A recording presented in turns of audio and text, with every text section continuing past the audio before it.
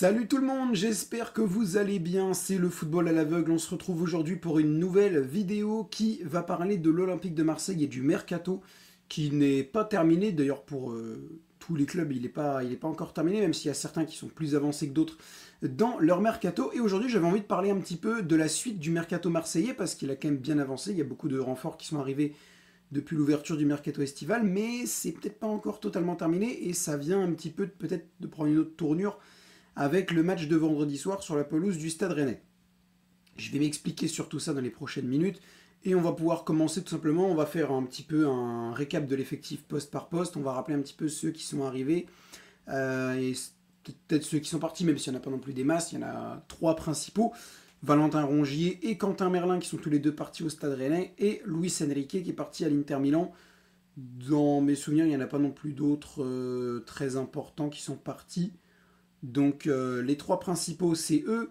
Et comme remplaçant, tu as récupéré Timothy Weah, qui normalement viendra plus dans un rôle de latéral droit, même s'il pourra aussi être titularisé plus haut. Tu as CJ Egan Riley qui arrive en défense centrale. Tu as Angel Gomez qui est arrivé au milieu de terrain.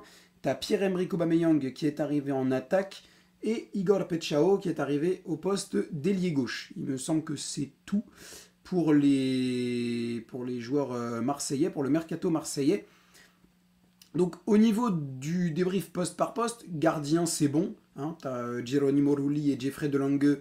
À ce niveau-là, t'es bon. Il y avait Delangue qui avait été pisté par Lille pendant un moment, mais finalement ils ont récupéré Berke Özer, un gardien turc. Donc Delangue normalement ne sera pas récupéré par les Lillois, parce qu'ils ont Arnaud Bodard comme deuxième gardien. Donc normalement Delangue c'est sécurisé à Marseille. Et en ce qui concerne le numéro 1 argentin, il n'y a pas trop de soucis à se faire. Je crois même qu'il n'y en a pas eu du tout. Hein. Je me semble qu'il n'y a pas eu d'offre du tout cet été pour lui.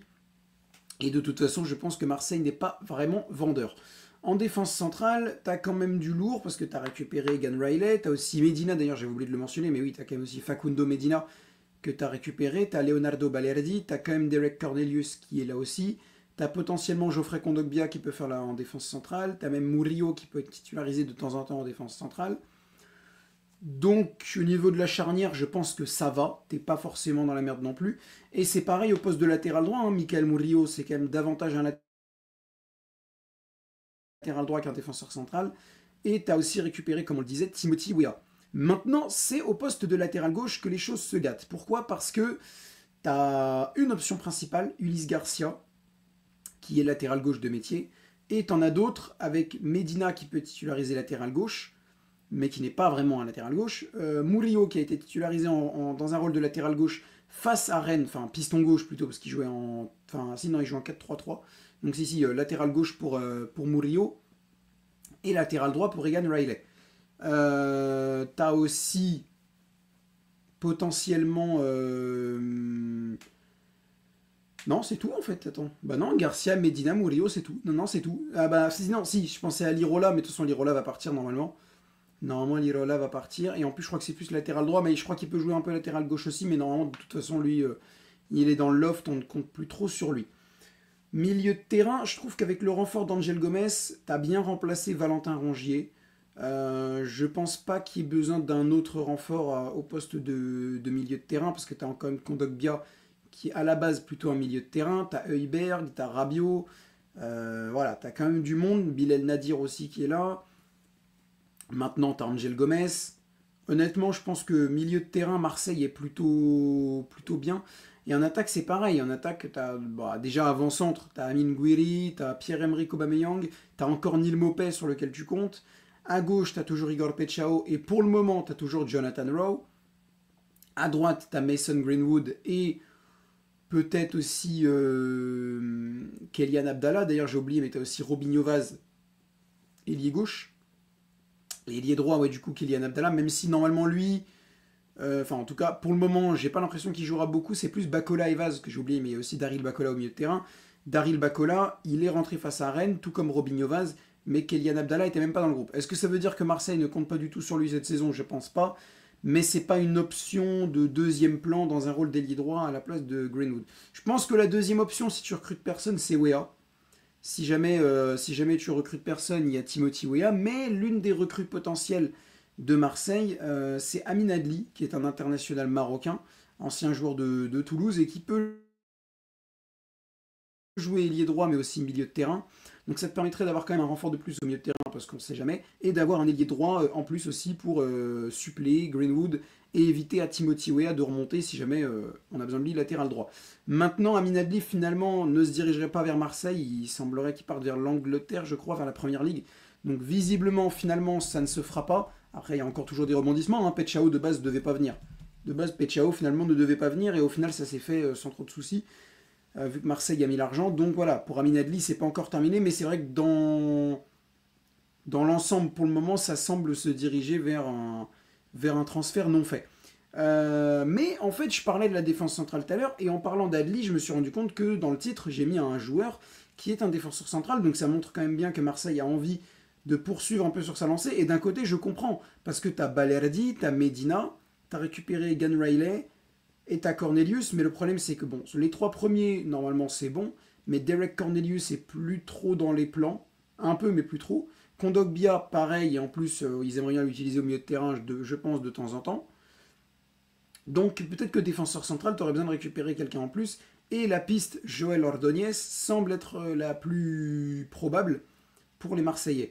Moi j'avoue que c'est un profil que je kiffe, étant supporter du PSG, je vous avertis supporter marseillais, que nous, on a pisté à Paris Ordóñez, international équatorien, et que c'était l'un de mes profils favoris. Alors lui est plus défenseur central droit, et pourrait jouer latéral droit, c'est un peu le même profil qu'Egan Riley, et c'est l'un des défenseurs qui monte, c'est un défenseur équatorien, donc c'est la même génération que les Piero Hincapié, William Pacho, que nous on connaît bien à Paris, ça s'inscrit dans les Kendry Páez aussi, tout ça, c'est ces joueurs-là qui monte un peu en Équateur, et Ordóñez en fait partie. En Belgique, il a quand même une bonne cote. Avec le club Bruges, il a quand même de bons matchs. Il a été souvent titularisé en Ligue des Champions l'année dernière. Il a fait tous les matchs du club Bruges, et en sachant que le club Bruges a carrément été en huitième de finale de Ligue des Champions, et donc a fait 12 matchs. Je crois qu'il en a fait 11 sur 12, ou même les 12 d'ailleurs.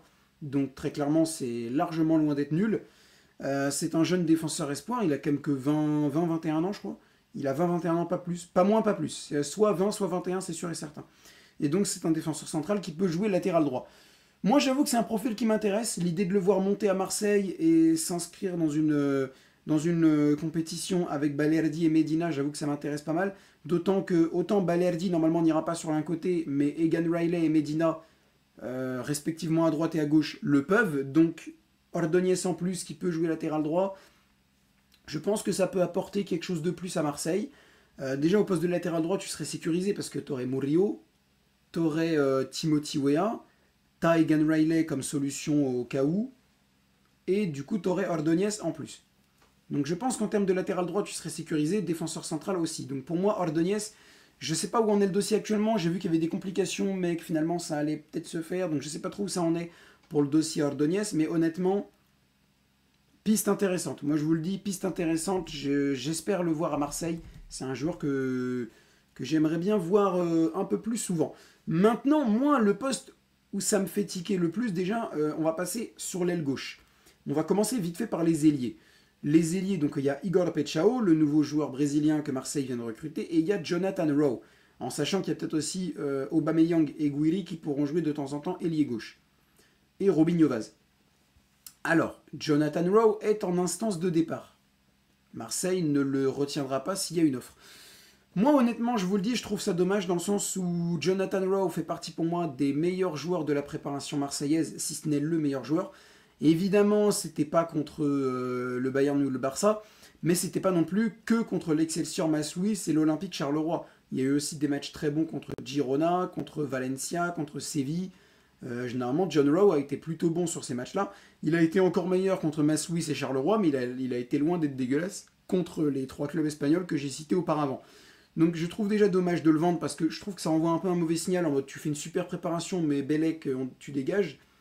Et en plus de ça, il est jeune donc tu pourrais très bien le garder cette saison pour le temps de jeu parce que je te rappelle au cas où tu aurais oublié que tu as la Ligue des Champions et la Coupe de France en plus de la Ligue 1 et tu as aussi le Trophée des Champions d'ailleurs. Donc avoir plus de joueurs ailier gauche en sachant que c'est un joueur quand même de la qualité de John Rowe, pour moi tu ne peux pas t'en passer. Et en plus de ça, il est jeune, donc si vraiment tu veux le vendre, d'ici 1 ou 2 ans, tu peux en récupérer un prix largement supérieur que ce que tu veux récupérer actuellement. Donc honnêtement, pour moi, c'est une mauvaise idée de le vendre pour ces deux raisons-là. Maintenant, malheureusement, visiblement, ça semble être parti pour officialiser la vente malgré que certains supporters soient réticents. Il n'y a pas que moi, enfin moi je ne suis pas supporter marseillais, mais malgré qu'il y ait plusieurs supporters qui soient réticents à s'en séparer de Jonathan Rowe, visiblement ça semblerait quand même être bien parti pour. Maintenant, moi, le poste où j'ai envie de parler aussi, c'est le poste de latéral gauche. Peut-être que vous l'avez remarqué tout à l'heure, mais j'avais l'air un petit peu sceptique sur le poste de latéral gauche, parce que comme je l'ai dit, tu as Ulysse Garcia comme latéral gauche de métier. Il a fait une entrée catastrophique contre Rennes, mais sa préparation avant était pas dégueulasse, je trouve. Ça pourrait être mieux, mais c'était pas non plus horrible. Il n'était pas dans les meilleurs, mais il n'était pas dans les pires, ça c'est sûr. Et en ce qui concerne Facundo Medina, ça passe. Mais je préfère le voir en défense centrale. Donc voilà. Moi, honnêtement, je recruterais un latéral gauche si j'étais Marseille. Très clairement, pour moi, c'est le poste. Là, pour moi, tu récupères Ordonez et un latéral gauche. J'abandonnerais la piste à Minadli. T'as quand même moyen de te démerder avec ton attaque. Même si t'as que Greenwood qui peut jouer à droite, mais je pense que t'as quand même moyen de mettre Guiri à droite de temps en temps. T'as peut-être moyen de mettre Pechao, je sais pas trop. Enfin, je pense qu'il y a quand même moyen de se débrouiller. Il y a Nadir aussi qui peut jouer ailier droit, il me semble. Donc tu vois, je pense qu'honnêtement, t'as moyen de te démerder sans Aminadli en plus, en sachant qu'en plus j'ai oublié, mais du coup Timothy Weah peut jouer ailier droit lui aussi. Donc moi honnêtement, je pense que c'est une perte de temps de récupérer un mec qui peut jouer latéral droit, ailier droit, t'as déjà Timothy Weah, mais au poste de latéral gauche, t'as besoin, tu peux pas faire jouer Murillo latéral gauche, c'était catastrophique. On a fait rentrer Garcia, on a vu rentrer Garcia, c'était encore plus catastrophique. Medina latéral gauche, ça va, mais ça veut dire que tu te l'enlèves comme option en défense centrale, et pour moi c'est une erreur. Non, pour moi, tu dois récupérer un latéral gauche. C'est assez dommage que Marseille n'ait pas réussi à récupérer Adrien Truffert, l'ancien Rennais qui est actuellement joueur de Bournemouth. Je dis pas qu'ils n'ont pas essayé, je dis qu'ils n'ont pas réussi. C'est dommage qu'ils n'aient pas réussi. Pareil, la piste Romain Perrault, elle est intéressante aussi. La piste Romain Perrault, elle me plaît aussi. Il a fini par signer à Lille, mais ça aurait pu être intéressant. Mais voilà, je pense que tu as quand même moyen de récupérer un latéral gauche assez intéressant. Je sais pas vraiment lequel, j'ai pas d'idée là actuellement, mais il y a des mecs comme Perrault, comme Truffert, ou garder Merlin, ça aurait pu être une idée, mais je pense que là, tu dois récupérer un latéral gauche. Je sais pas qui, mais je pense que c'est nécessaire de récupérer un arrière gauche.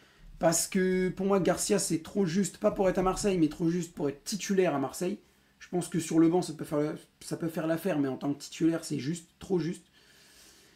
Et pour les autres, tout ce qui est Medina, Murillo, ils sont pas latéral gauche de métier. Donc honnêtement, ça me semble compliqué de compter sur eux comme titulaire ou comme remplaçant de Garcia, qui lui-même n'est pas un bon titulaire selon moi. Donc pour moi, tes dossiers prioritaires, c'est Ordonez et un latéral gauche. Et après, je pense que tu peux clôturer tout ça. Faire une ou deux ventes de joueurs pas très importants, comme Lirola par exemple, ou peut-être Geoffrey Kondogbia ou Derek Cornelius. Enfin, surtout Lirola. Peut-être Neil Mopé, je pense que tu as assez d'avance comme ça. Moi, je vendrais Mopé, je vendrais peut-être Boumbania aussi, et je vendrais Lirola en priorité. Et je récupérerai Ordonez et un latéral gauche. Voilà mon plan pour le mercato marseillais. Dites-moi ce que vous en pensez dans les commentaires. Pour moi, ma priorité, même au-delà d'Ordonez, pour moi, c'est un latéral gauche. La priorité marseillaise, c'est un latéral gauche. Parce que je pense que le fait d'avoir perdu Quentin Merlin, c'est très très dommageable. Je pense que c'est extrêmement dommageable. À la limite, tu vois, tu pourrais essayer de te pencher sur un Bradley Loco de Brest. Alors certes, il a été blessé pendant toute la saison dernière avec Brest, mais là, il revient très bien. Alors c'est un risque à prendre, mais évidemment qu'il y a d'autres prises plus intéressantes. Mais tu vois, par exemple, tu me donnerais un crack latéral gauche de Ligue 1, bah, je pense à Bradley Loco. Honnêtement, je pense à Bradley Loco, ça peut être une idée. Peut-être, Machado de Lens, c'est plus piston gauche, donc pas vraiment, mais voilà, je pense qu'il y a des pistes comme ça que tu peux étudier, même hors Ligue 1 d'ailleurs, hors Ligue 1 aussi ça marche. Donc pour moi, la priorité c'est un latéral gauche. Pour le reste, Ordonez, ça pourrait être intéressant, et ensuite, Amin Adli, tout ça. Si vraiment t'as le temps et que t'as moyen au niveau financier de récupérer Adli, fais-le, mais je pense que tes priorités c'est un latéral gauche et Ordonez. Bon, et écoutez, merci de m'avoir suivi pour cette vidéo. J'ai pas grand chose de plus à rajouter. N'hésitez pas à me dire ce que vous en avez pensé dans les commentaires de la vidéo. Donnez-moi votre avis sur ce que j'ai dit. Qu'est-ce que vous pensez? Est-ce que vous pensez que latéral gauche c'est un poste prioritaire? Ou est-ce que vous me trouvez trop dur avec Ulysse Garcia? Dites-moi tout dans les commentaires concernant Joël Ordonez aussi. Est-ce que vous êtes intéressé? Est-ce que vous recruteriez un ailier droit malgré Greenwood et Weah? Dites-moi tout dans les commentaires, je veux tout savoir. N'hésitez pas à partager la vidéo sur les réseaux sociaux, à liker la vidéo si elle vous a plu. et à vous abonner en activant la cloche des notifications. On est proche des 1360 abonnés. Et bien écoutez, merci de m'avoir écouté et je vous donne rendez-vous du coup pour le moment samedi prochain 14h, enfin 13h30 début du live pour Guingamp Red Star en direct. Peut-être vendredi pour une vidéo mais je sais pas encore. Mais ouais, en tout cas samedi live Guingamp Red Star à 13h30, ça c'est sûr. Et pour le live d'après justement je vous invite à aller voter dans l'onglet communauté pour me donner votre avis sur les 3 rencontres que je propose comme second live du samedi. On a Marseille-Paris FC d'ailleurs pour les supporters marseillais. D'ailleurs à l'heure où je vous parle c'est vous qui avez la cote pour OM Paris FC. Sinon il y a aussi Arsenal-Leeds qui débute à 18h30. Il y a Nice-Auxerre à 19h et Lyon-Metz à 21h05. Et vous ne pouvez en choisir que un parmi les 4. Donc à vous de voir lequel vous souhaitez choisir dans le sondage. Salut à tous et à bientôt!